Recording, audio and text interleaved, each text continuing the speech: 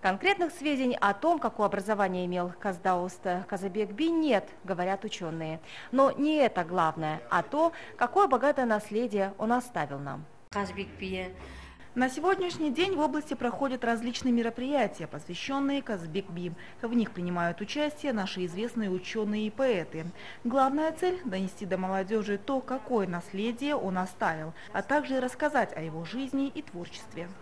На вечере, посвященном великому казахскому бию, оратору и общественному деятелю, звучали строки из его произведений. Кроме того, участники встречи получили возможность ознакомиться с книгами и статьями, где подробно рассказывается о жизни Каздаоста Казабек-би. О Казбек-би знают все, о его великих делах. Он оставил после себя большое наследие и внес неоценимый вклад в развитие казахской поэзии.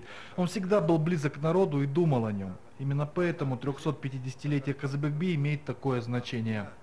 Встреча завершилась возложением цветов к монументу Казабек-би. Динара Сартаева, Жайнат Жаксыбаев, Роман Копылов, Казахстан, Караганды.